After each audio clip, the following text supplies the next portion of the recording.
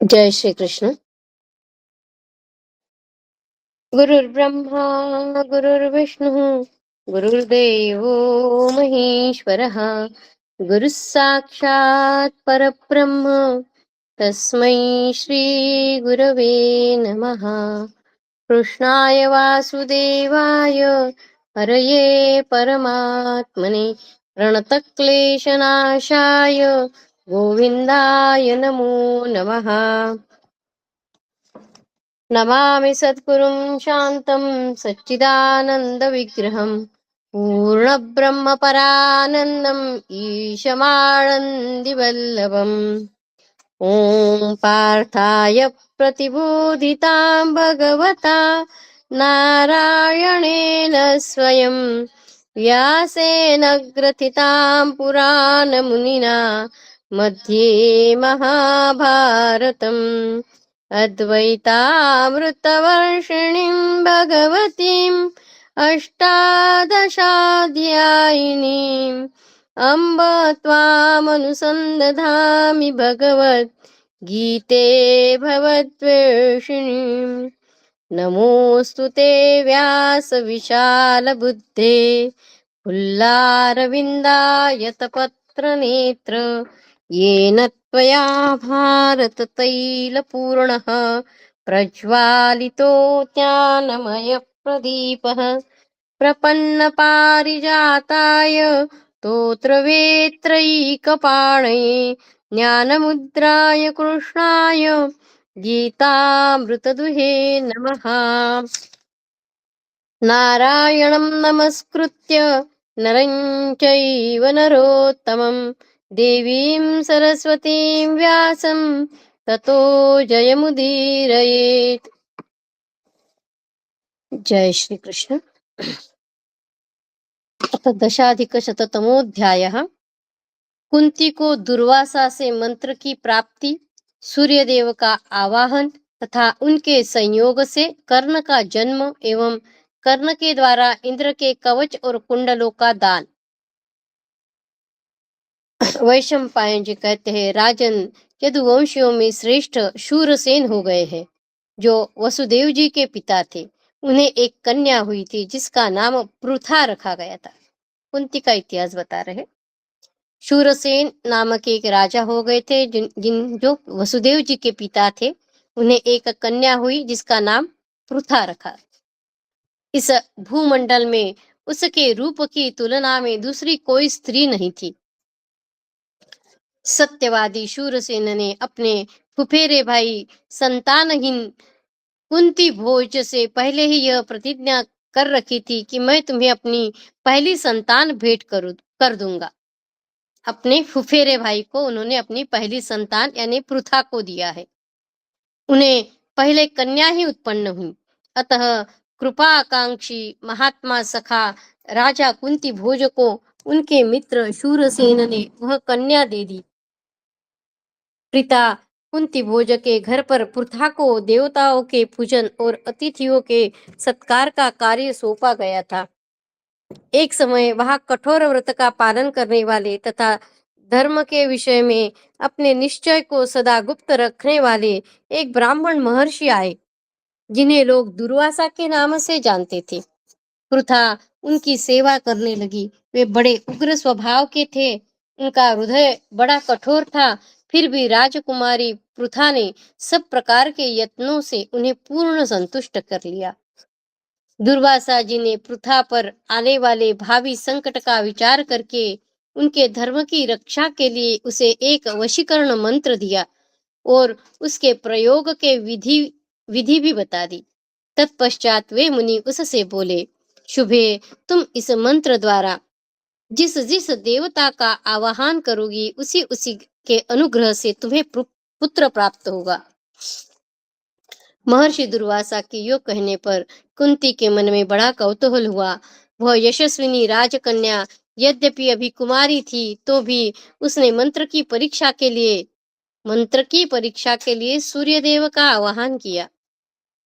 आवाहन करते ही उसने देखा संपूर्ण जगत की उत्पत्ति और पालन करने वाले भगवान भास्कर आ रहे हैं। यह महान आश्चर्य की बात देखकर निर्दोष अंग वाली कुंती चकित हो उठी। इधर भगवान सूर्य उसके पास आकर इस प्रकार बोले, श्याम नेत्रों वाली कुंती, यह मैं आ गया। बोलो, तुम्हारा कौन सा प्रिय कार्य करूं? भद्रे, मैं दुर्वासा ऋषि के दिए हुए मंत्र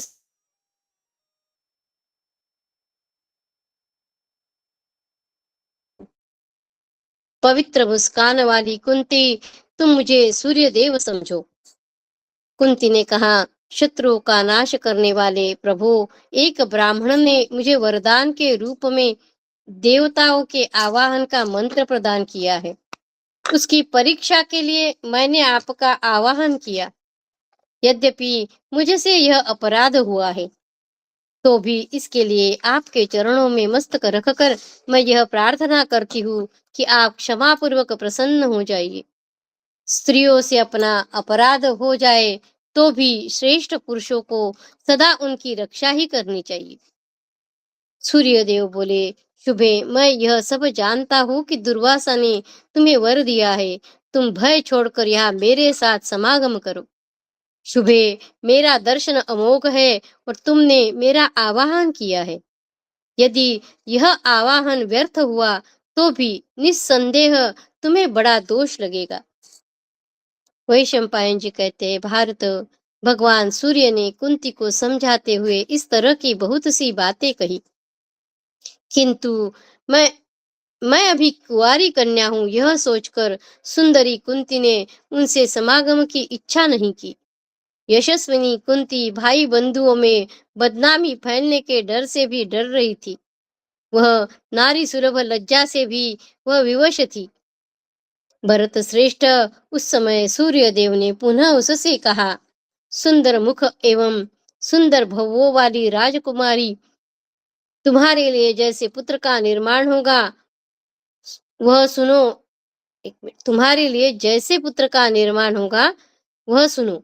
शुचिस्मिते, वह माता अदिति के दिए हुए दिव्य कुंडलों और मेरे कवच को धारण किए हुए उत्पन्न होगा। तुम्हारे लिए कैसा पुत्र उत्पन्न होगा? तो वो माता अदिति के दिए हुए दिव्य कुंडलों और मेरे कवच को धारण किए हुए उत्पन्न होगा।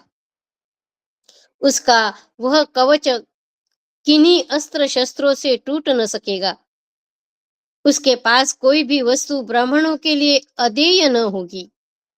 मेरे कहने पर भी वह कभी अयोग्य कार्य या विचार को अपने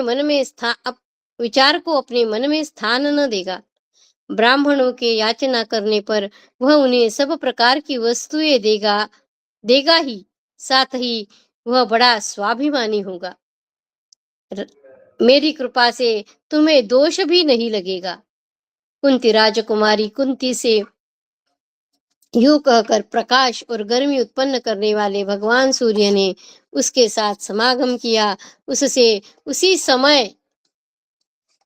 समय एक वीर पुत्र उत्पन्न हुआ जो संपूर्ण शस्त्रधारियों में श्रेष्ठ था। उसने जन्म से ही कवच पहन कर रखा था। वह देव कुमारी के समान तेजस्वी तथा शोभा संपन्न था। जन्म के साथ ही कवच धारण किए हुए उस बालक का मुख जन्मजात कुंडलों से प्रकाशित हो रहा था। इस प्रकार कर्ण नामक पुत्र उत्पन्न हुआ जो सब लोकों में विख्यात है। उत्तम प्रकाश वाले भगवान सूर्य ने कुंती को पुनः कन्यात्व प्रदान किया।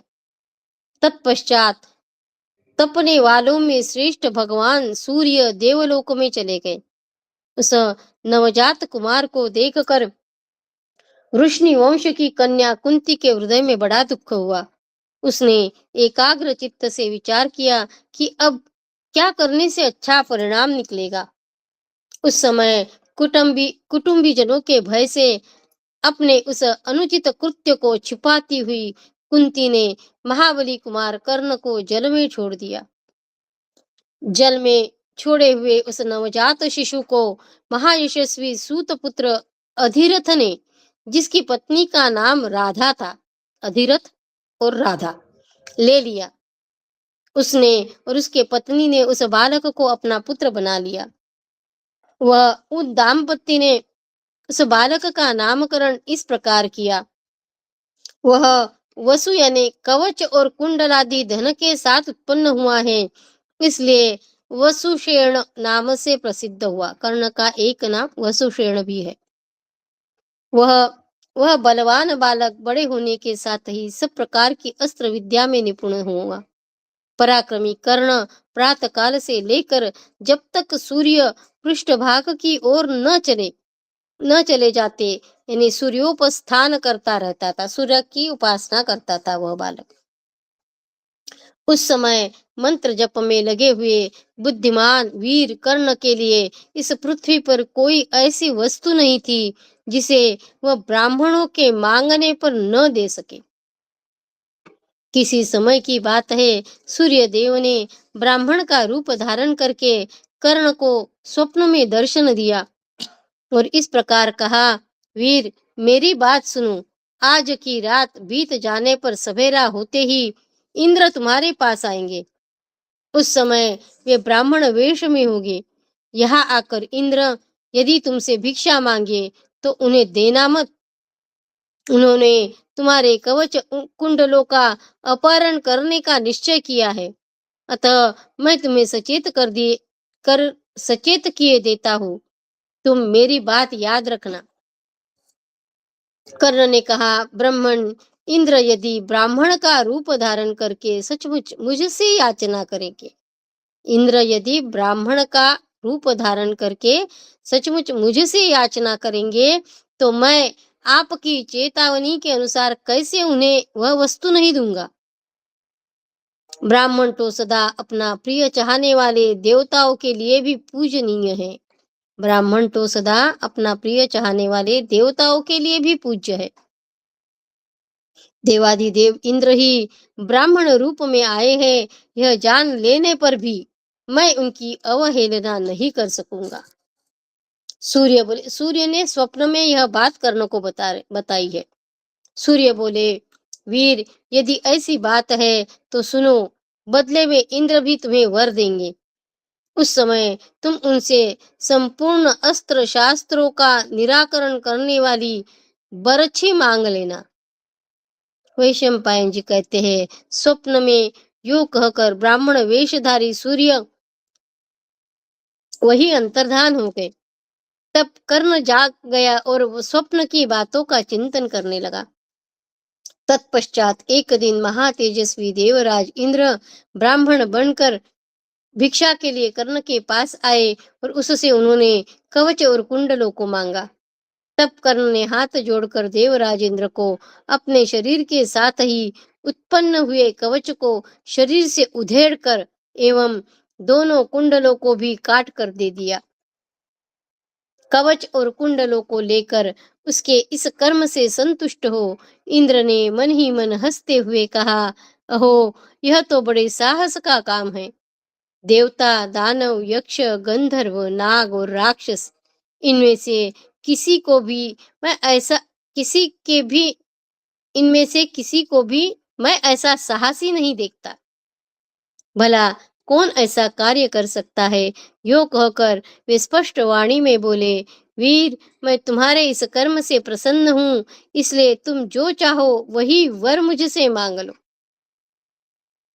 कर्ण ने कहा, भगवान मैं आपकी दी हुई वह अमोघ बरछी चाहता हूँ जो शत्रुओं का संहार करने वाली है।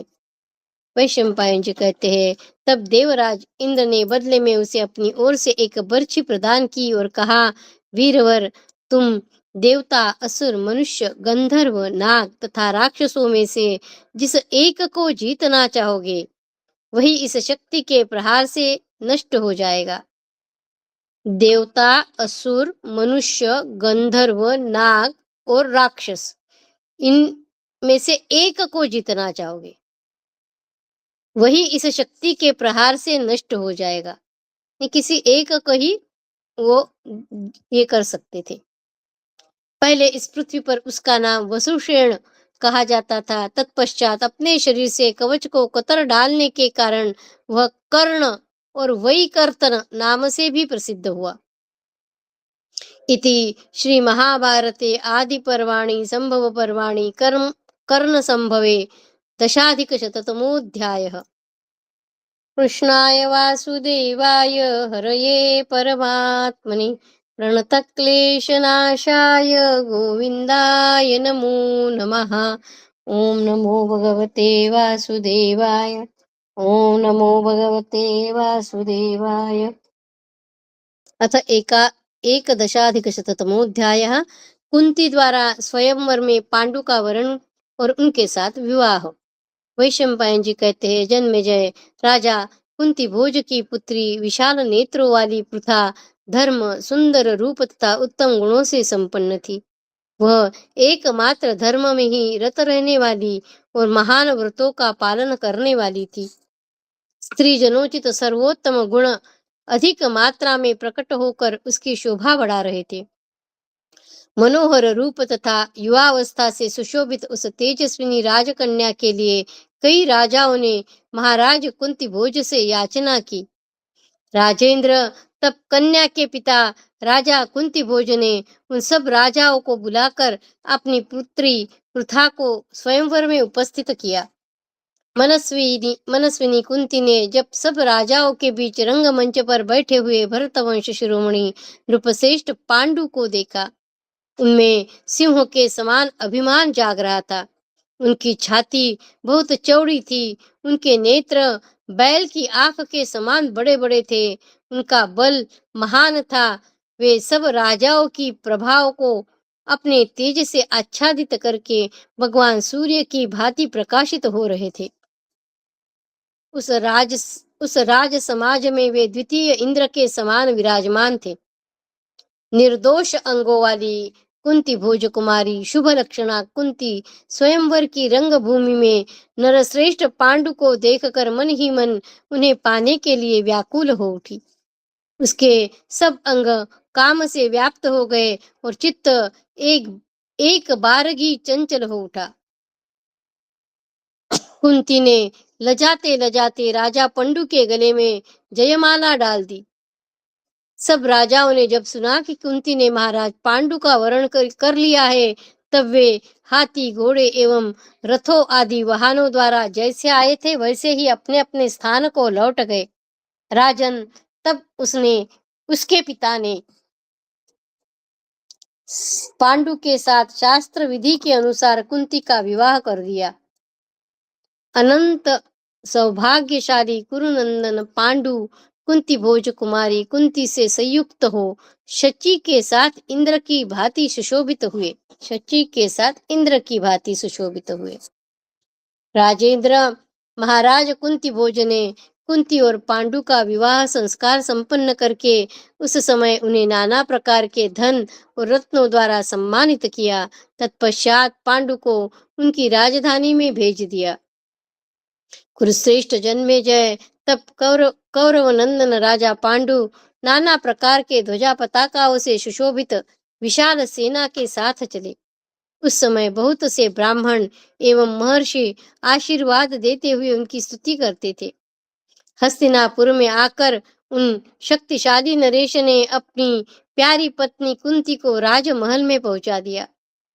इति श्री महाभारते आदि पर्वाणि संभव पर्वाणि कुंती विवाहे एकादशाधिकशततमोऽध्यायः।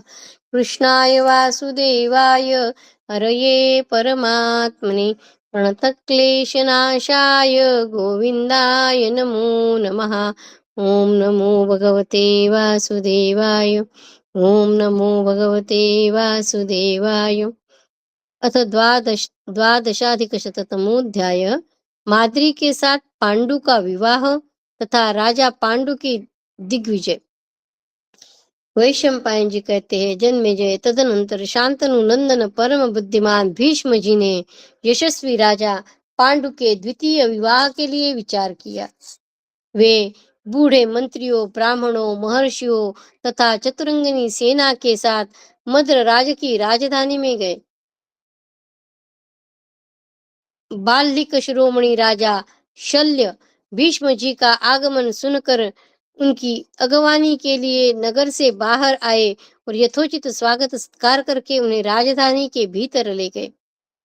शल्य, वहां उनके लिए सुंदर आसन पाद्य अर्घ्य तथा मधुपर्क अर्पण करके मद्र राजा ने, ये मधुपर्क यानी दही में मध डालकर जो बनाते हैं और वो भगवान को चढ़ाया जाता है। यहाँ हमारे अयोध्या जी में भी राम जी को मधुपर्क चढ़ाया जाता है, तो मधु, दही में मधु डालते हैं। बस ये दो ही चीजें उसमें रहती है। मधुपर्क अर्पण करके मद्र राज ने भीष्म जी से उनके आगमन का प्रयोजन पूछा। तब कुरुकुल का भार वहन करने वाले भीष्म जी ने मद्र राज से इस प्रकार कहा, शत्रुदमन, तुम मुझे कन्या के लिए आया हुआ समझो। सुना है तुम्हारी एक यशस्विनी बहन है जो बड़े साधु स्वभाव की है, उसका नाम माद्री है। मैं उस यशस्विनी माद्री को अपने पांडु के लिए वरण करता हूँ। भीष्म जी बोल रहे, राजन, तुम हमारे यहाँ संबंध करने के सर्वथा योग्य हो और हम भी तुम्हारे योग्य है। मदेश्वर, यो विचार कर तुम हमें विधि पूर्वक अपनाओ। भीष्म जी के यो कहने पर मद्र राज ने उत्तर दिया, मेरा विश्वास है कि आप लोगों से श्रेष्ठ वर मुझे ढूंढने से भी नहीं मिलेगा, परंतु इस कुल के पहले के श्रेष्ठ राजाओं ने कुछ शुल्क लेने का नियम चला दिया है।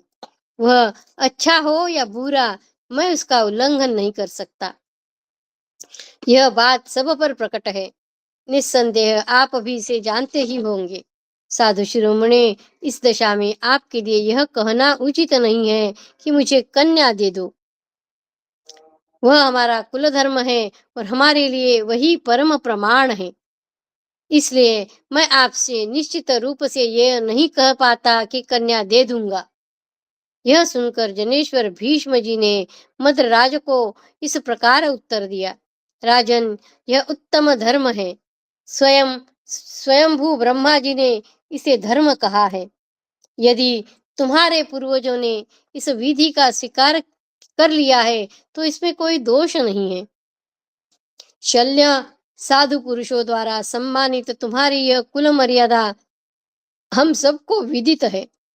यह कहकर महातेजस्वी भीष्म जी ने राजा शल्य को सोना और उसके बने हुए आभूषण तथा सहस्त्रों विचित्र प्रकार के रत्न भेंट किए।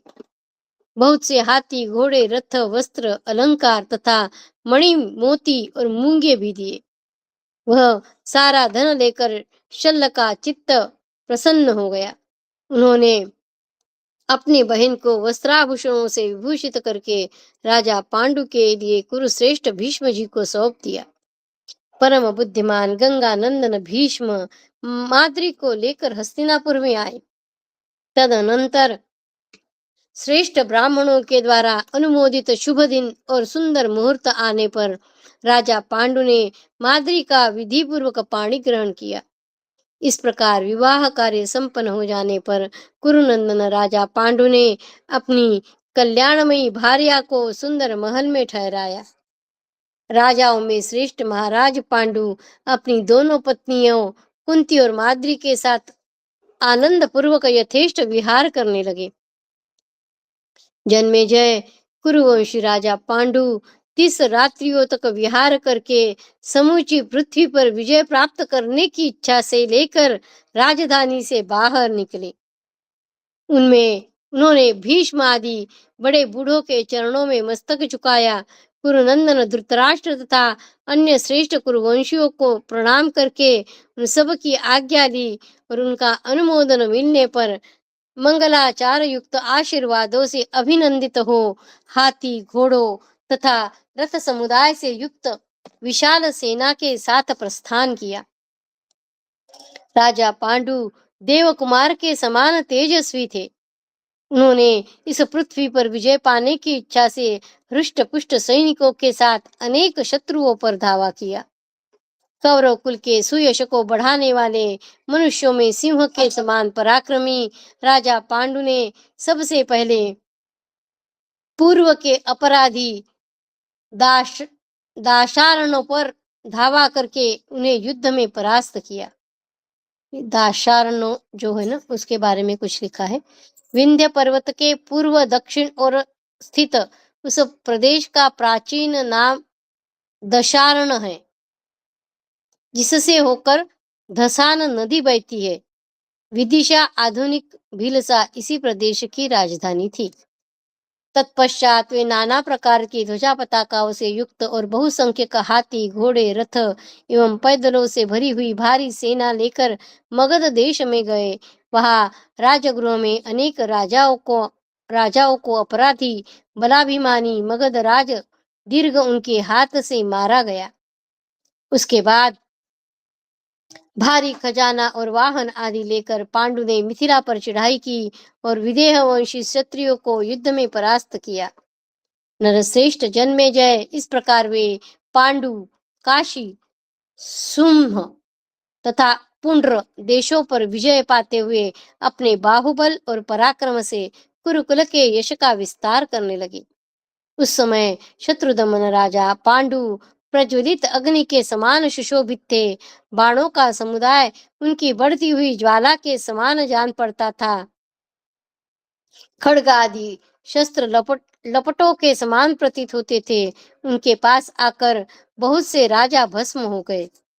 सेना सहित राजा पांडु ने सामने आए हुए सैन्य सहित नरपतियों की सारी सेनाएं नष्ट कर दी और उन्हें अपने अधीन करके कौरवों के आज्ञा पालन में नियुक्त कर दिया। पांडु के द्वारा परास्त हुए समस्त भूपालगण देवताओं में इंद्र की भांति इस पृथ्वी पर सब मनुष्यों में एकत्र उन्हीं को शूरवीर मानने लगे। भूतल के समस्त राजाओं ने उनके सामने हाथ जोड़कर मस्तक टेक दिए और नाना प्रकार के रत्न एवं धन लेकर उनके पास आए।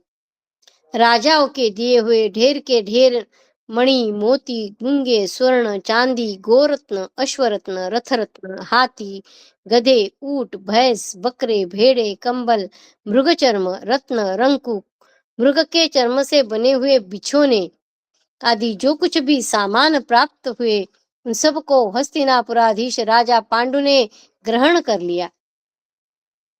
वह सब लेकर महाराज पांडु अपने राष्ट्र के लोगों का हर्ष बढ़ाते हुए पुनः हस्तिनापुर चले आए। उस समय उनकी सवारी के अश्व आदि भी बहुत प्रसन्न थे। राजाओं में सिंह के समान पराक्रमी शंतनु तथा परम बुद्धिमान भरत की कीर्ति कथा जो नष्ट सी हो गई थी, उसे महाराज पांडु ने पुनर्जीवित कर दिया। जिन राजाओं ने पहले कुरु देश के धन तथा कुरु राष्ट्र का अपहरण किया था, उनको हस्तिनापुर के सिंह पांडु ने करद बना दिया। बहुत से राजा तथा राजमंत्री एकत्र होकर इस तरह की बातें कर रहे थे कि उनके साथ नगर और जनपद के लोग भी इस चर्चा में सम्मिलित थे। उन सब के हृदय में पांडु के प्रति विश्वास तथा हर्षोल्लास छा रहा था। राजा पांडु जब नगर के निकट आए तब भीष्म आदि सब कौरव उनकी अगवानी के लिए आगे बढ़ आए। उन्होंने प्रसन्नता पूर्वक देखा राजा पांडु और उनका दल बड़े उत्साह के साथ आ रहे हैं। उस समय ऐसा जान पड़ता था मानो वे लोग हस्तिनापुर से थोड़े ही दूर तक जाकर वहीं से लौट आ रहे हो। उनके साथ भांति भांति के धन एवं नाना प्रकार के वाहनों पर लाद कर लाए हुए छोटे छोटे बड़े रत्न, श्रेष्ठ हाथी, घोड़े, रथ, गौवे, ऊंट तथा भेड़ आदि भी थे। भीष्म के साथ कौरवों ने वहां जाकर देखा तो उस धन वैभव का कोई अंत नहीं दिखाई दिया। कौशल्या का आनंद बढ़ाने वाले पांडु ने निकट आकर पितृव्य भीष्म के चरणों में प्रणाम किया। नगर तथा जनपद के लोगों को भी यथायोग्य सम्मान किया। काशीराज कौशल की कन्या होने से अंबिका और अंबालिका दोनों को भी कौशल्या कहते थे। शत्रुओं के राज्यों को धूल में मिलाकर कृतकृत्य होकर लौटे हुए अपने पुत्र पांडु का आलिंगन करके भीष्म जी हर्ष के आंसू बहाने लगे। सैकड़ों शंख, तुरही एवं नगरों की तुमुल ध्वनि से समस्त पुरवासियों को आनंदित करते हुए पांडु ने हस्तिनापुर में प्रवेश किया। इति श्री महाभारते आदि पर्वाणि संभव पर्वाणि पांडु दिग्विजये द्वादशाधिकशततमोऽध्यायः। कृष्णाय वासुदेवाय हरये परमात्मने प्रणतक्लेशनाशाय गोविन्दाय नमो नमः। ॐ नमो भगवते वासुदेवाय। ॐ नमो भगवते वासुदेवाय। अथ त्रयोदशाधिकशततमोऽध्यायः। राजा पांडु का पत्नियों सहित वन में निवास तथा विदुर का विवाह। वैशंपायन जी कहते हैं, जन्मेजय बड़े भाई धृतराष्ट्र की आज्ञा लेकर राजा पांडु ने अपने बाहुबल से जीते हुए धन को भीष्म, सत्यवती तथा माता अंबिका और अंबालिका को भेंट किया। उन्होंने विदुर जी के लिए भी वह धन भेजा। धर्मात्मा पांडु ने अन्य सुहृदों को भी उस धन से तृप्त किया। तत्पश्चात सत्यवती ने पांडु द्वारा जीत कर लाए हुए शुभ धन के द्वारा भीष्म और यशस्विनी कौशल्या को भी संतुष्ट किया। माता कौशल्या ने अनुपम तेजस्वी नरश्रेष्ठ पांडु को उसी प्रकार हृदय से लगाकर उनका अभिनंदन किया जैसे शची अपने पुत्र जयंत का अभिनंदन करती है। इंद्र और शची, इन दोनों का पुत्र जयंत है। जैसे शची अपने पुत्र जयंत का अभिनंदन करती है। वीर और पांडु के पराक्रम से धृतराष्ट्र ने बड़े बड़े 100 अश्वमेध यज्ञ किए तथा प्रत्येक यज्ञ में 1-1 लाख स्वर्ण मुद्राओं की दक्षिणा दी। भरत श्रेष्ठ राजा पांडु ने आलस्य को जीत लिया था। वे कुंती और माद्री की प्रेरणा से राजमहलों का निवास और सुंदर शैयाएं छोड़कर वन में रहने लगे। पांडु सदा वन में रहकर शिकार खेला करते थे। वे हिमालय के दक्षिण भाग की रमणीय भूमि में विचरते हुए पर्वत के शिखरों पर तथा ऊंचे शाल वृक्षों से सुशोभित वनों में निवास करते थे। कुंती और माद्री के साथ वन में विचरते हुए महाराज पांडु 2 हाथिनियों के बीच में स्थित ऐरावत हाथी के भांति शोभा पाते थे। तलवार, बाण, धनुष और विचित्र कवच धारण करके अपनी दोनों पत्नियों के साथ भ्रमण करने वाले महान अस्त्रवेत्ता भरतवंशी राजा पांडु को देखकर वनवासी मनुष्य यह समझते थे कि ये कोई देवता है। धृतराष्ट्र की आज्ञा से प्रेरित हो बहुत से मनुष्य आलस्य छोड़कर वन में महाराज पांडु के लिए इच्छानुसार भोग सामग्री पहुंचाया करते थे। एक समय गंगा नंदन भीष्म जी ने सुना कि राजा देवक के यहाँ एक कन्या है जो शूद्र जातीय स्त्री के गर्भ से ब्राह्मण द्वारा उत्पन्न की गई है। एक समय गंगा नंदन भीष्म जी ने सुना कि राजा देवक के यहाँ एक कन्या है जो शूद्र जातीय स्त्री के गर्भ से और ब्राह्मण द्वारा उत्पन्न की है, जैसे कि विदुर जी का था। वह सुंदर रूप और युवावस्था से संपन्न है। तब इन भरत श्रेष्ठ ने उसका वर्ण किया और उसे अपने यहाँ ले आकर उसके साथ परम बुद्धिमान विदुर जी का विवाह कर दिया। गुरुनंदन विदुर ने उसके गर्भ से अपने ही समान गुणवान और विनयशील अनेक पुत्र उत्पन्न किए। इति श्री महाभारते आदि पर्वाणि संभव पर्वाणि विदुर परिणये 13-शततमोऽध्यायः। कृष्णाय वासुदेवाय हरये परमात्मने प्रणतक्लेशनाशाय गोविन्दाय नमो नमः। ओम नमो भगवते वासुदेवाय। ओम नमो भगवते वासुदेवाय। अथ 14-शततमोऽध्यायः। धृतराष्ट्र के गांधारी से 100 पुत्र तथा एक कन्या की तथा सेवा करने वाली वैश्य जातीय युवती से युयुत्सु नामक एक पुत्र की उत्पत्ति हुई। वैशंपायन जी कहते हैं, जन्मेजय तदनंतर धृतराष्ट्र उनकी पत्नी गांधारी के गर्भ से 100 पुत्र उत्पन्न हुए। धृतराष्ट्र की एक दूसरी पत्नी जो वैश्य जाति की कन्या थी, उससे भी एक पुत्र का जन्म हुआ। वह पूर्वोक्त 100 पुत्रों से भिन्न था। जो इस वैश्य कन्या से पुत्र हुआ था धृतराष्ट्र को, वो इन 100 पुत्रों से भिन्न था।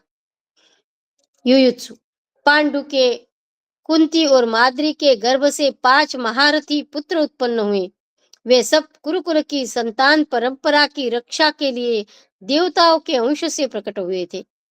जन्मेजय ने पूछा, द्विज श्रेष्ठ, गांधारी से 100 पुत्र किस प्रकार और कितने समय में उत्पन्न हुए, और उन सब की पूरी आयु कितनी थी? वैश्य जातीय स्त्री के गर्भ से धृतराष्ट्र का वह एक पुत्र किस प्रकार उत्पन्न हुआ?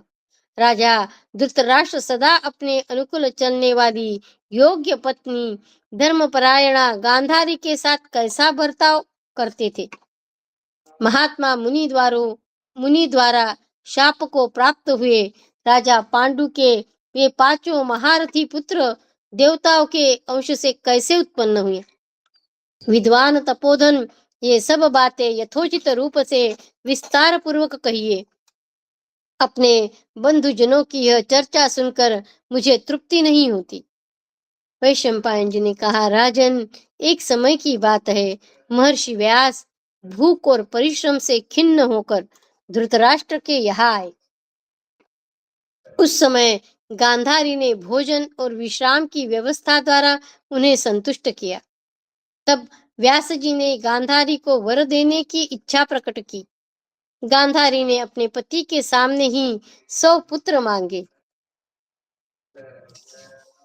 तदनंतर समयानुसार गांधारी ने धृतराष्ट्र से गर्भधारण किया।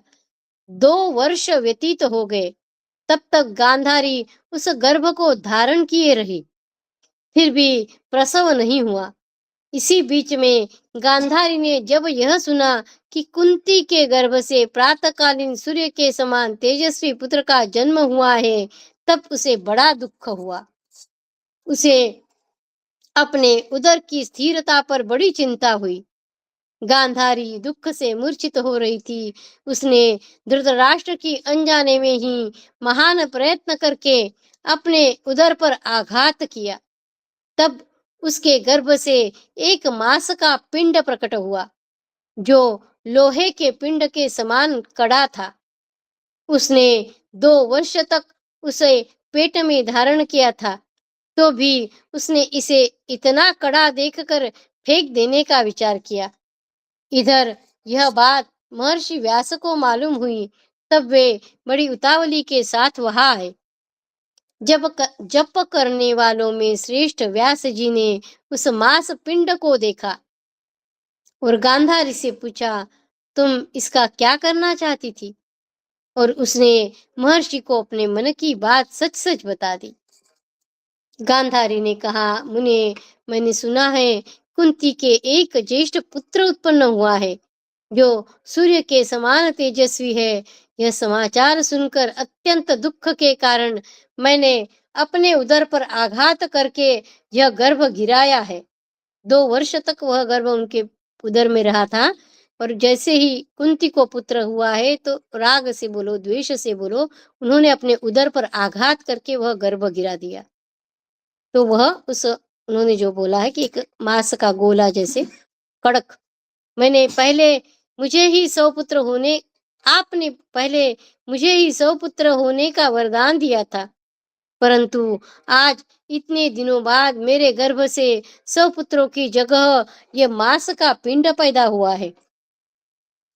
व्यास जी ने कहा, सुबल कुमारी, यह सब मेरे वरदान के अनुसार ही हो रहा है, वह कभी अन्यथा नहीं हो सकता। मैंने कभी हास परिहास के समय भी झूठी बात मुंह से नहीं निकाली है। फिर वरदान आदि अन्य अवसरों पर कही हुई मेरी बात झूठी कैसे हो सकती है? तुम शीघ्र ही 100 मटके यानी कुंड तैयार कराओ और उन्हें घी से भरवा दो। फिर अत्यंत गुप्त स्थान में रखकर तुम शीघ्र ही 100 मटके यानी छोटे छोटे मटके या फिर कुंड बोला है, उसको तैयार करो और इसमें घी डालो, घी से भरवा दो। फिर अत्यंत गुप्त स्थान में रखकर उनकी रक्षा की भी पूरी व्यवस्था करो। इस मांस पिंड को ठंडे जल से सींचो। वैशंपायन जी कहते हैं, जन्मेजय उस समय सींचे जाने पर उस मांस पिंड के 100 टुकड़े हो गए।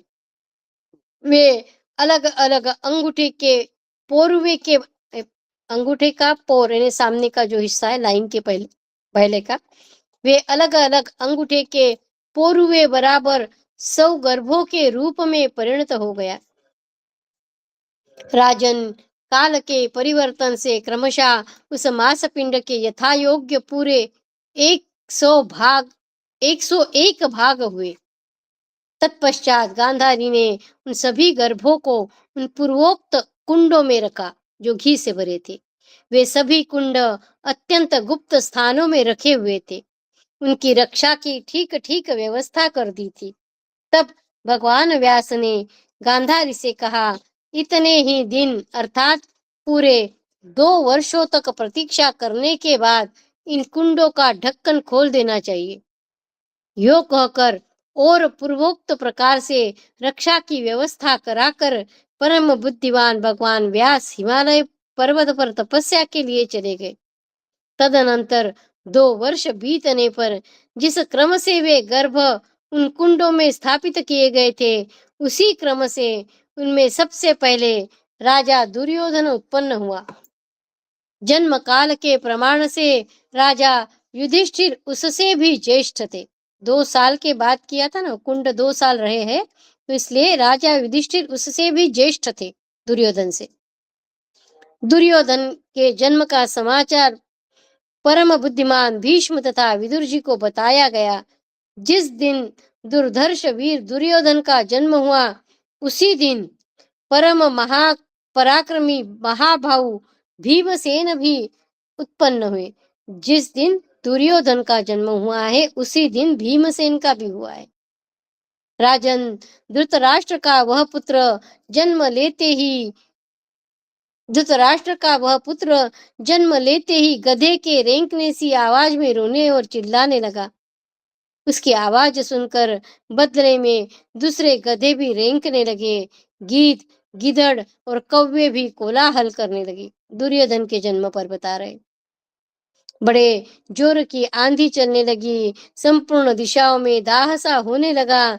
राजन, तब राजा धृतराष्ट्र भयभीत से हो उठे और बहुत से ब्राह्मणों को, भीष्म जी और विदुर जी को और दूसरे दूसरे सुहृदों तथा समस्त कुरुवंशियों को अपने समीप बुलाकर उनसे इस प्रकार कहा, आदरणीय गुरुजनों, हमारे कुल की कीर्ति बढ़ाने वाले राजकुमार युधिष्ठिर सबसे ज्येष्ठ है।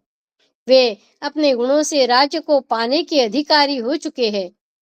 उनके विषय में हमें कुछ नहीं कहना है, किंतु उनके बाद मेरा यह पुत्र ही ज्येष्ठ है।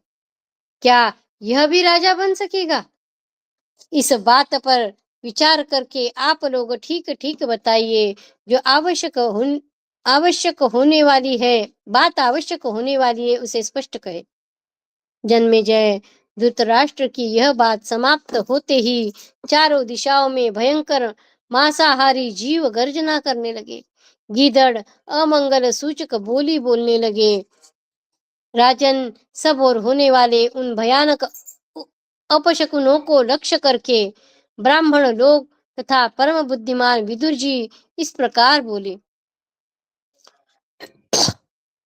नरश्रेष्ठ नरेश्वर, आपके ज्येष्ठ पुत्र के जन्म लेने पर जिस प्रकार यह भयंकर अपशकुन प्रकट हो रहे हैं, उनसे स्पष्ट जान पड़ता है कि आपका यह पुत्र समुचे कुल का संहार करने वाला होगा।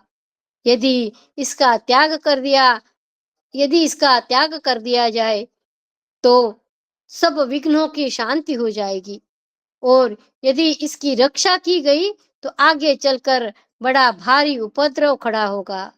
जब इसका जन्म हुआ है तभी सारे ब्राह्मणों ने धृतराष्ट्र को सूचित किया है कि इसका त्याग कर दिया जाए तो फिर सब विघ्नों की शांति हो जाएगी, और यदि इसकी रक्षा की गई तो आगे चलकर ये बड़ा भारी उपद्रव खड़ा होगा। महीपते, आपके 99 पुत्र ही है।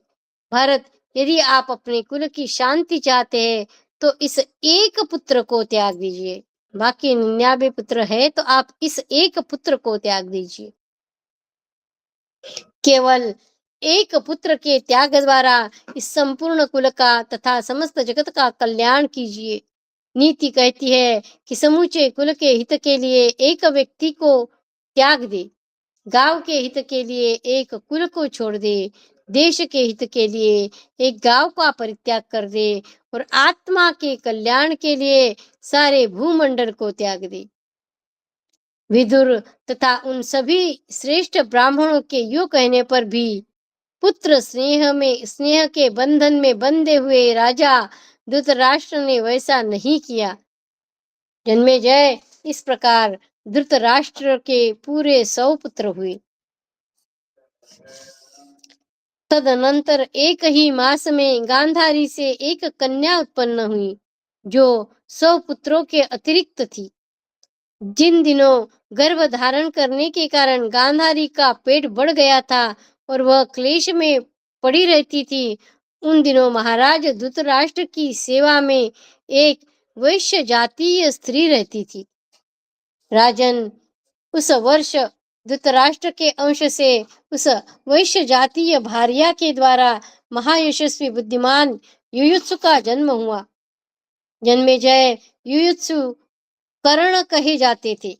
कर्ण, युयुत्सु कर्ण कहे जाते थे। इस प्रकार बुद्धिमान राजा धृतराष्ट्र के 100 वीर महारथी पुत्र हुए। तत्पश्चात एक कन्या हुई जो 100 पुत्रों के अतिरिक्त थी। इन सब के सिवा महातेजस्वी परम प्रतापी वैश्यापुत्र, वैश्य जाति वाले वैश्यापुत्र युयुत्सु भी थे। इति श्री महाभारते आदि पर्वाणि संभव पर्वाणि गांधारी पुत्रोत्पत्तौ चतुर्दशाधिकशततमोऽध्यायः। कृष्णाय वासुदेवाय हरये परमात्मने प्रणतक्लेशनाशाय गोविन्दाय नमो नमः।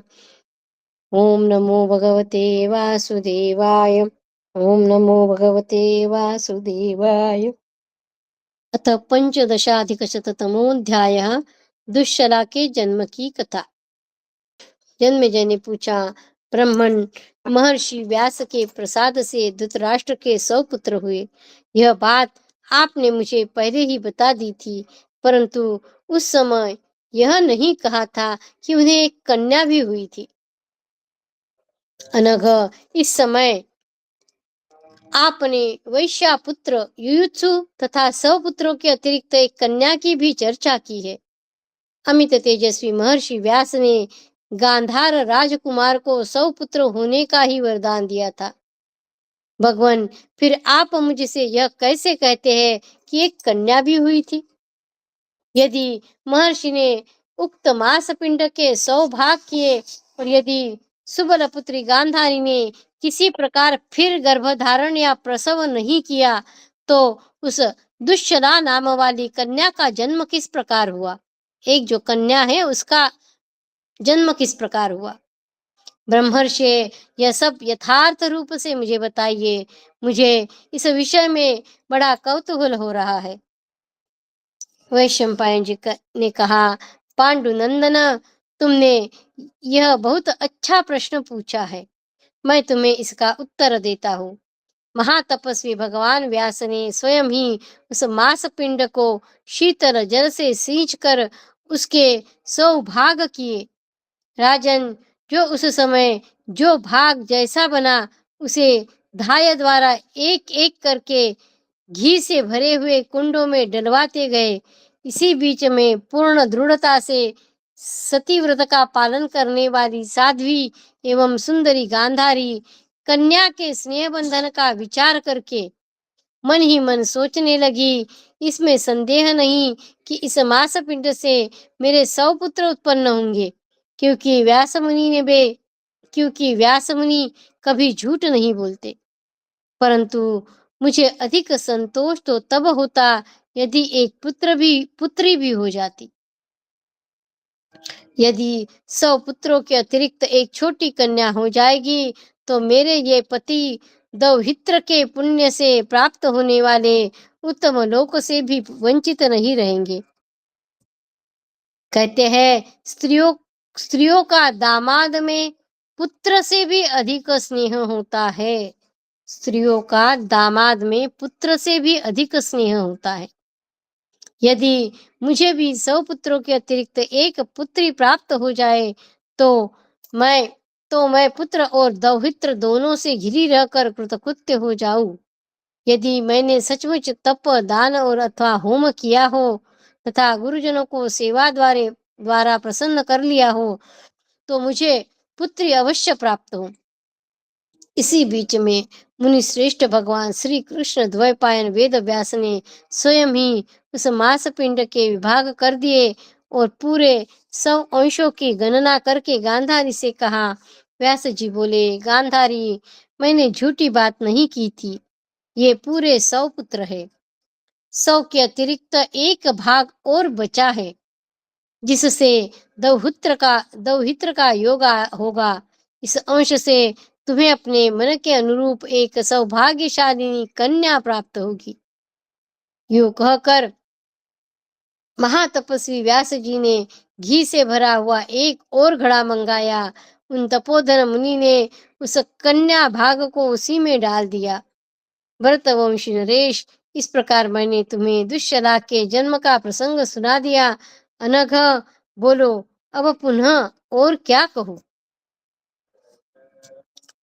इति श्री महाभारते आदि पर्वाणि संभव पर्वाणि दुष्यलोत्पत्तौ पंचदशाधिकशततमोऽध्यायः।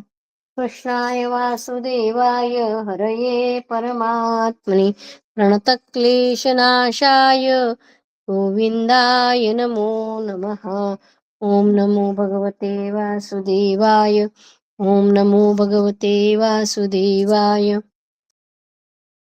भव भवे यथा भक्तिः पादयोस्तव जायते तथा कुरुष्व देवेश नाथस्त्वं नो यतः प्रभो। नाम संकीर्तनं यस्य सर्वपापप्रणाशनं प्रणामो दुःखशमनस्तं नमामि हरिं परं। तं नमामि हरिं परं। त्वदीयं वस्तु गोविन्द तुभ्यमेव समर्पये। तेन त्वदङ्घ्रिकमले रतिं मे यच्छ शाश्वतीम्। ॐ पूर्णमदः पूर्णमिदं पूर्णात् पूर्णमुदच्यते पूर्णस्य पूर्णमादाय पूर्णमेवावशिष्यते। ॐ शान्तिः शान्तिः शान्तिः। हरि ओम तत्सत्। श्रीकृष्णार्पणमस्तु। श्रीगुरुभ्यो नमः। जय श्री कृष्ण। जय श्री कृष्ण। जय श्री कृष्ण। राधे राधे।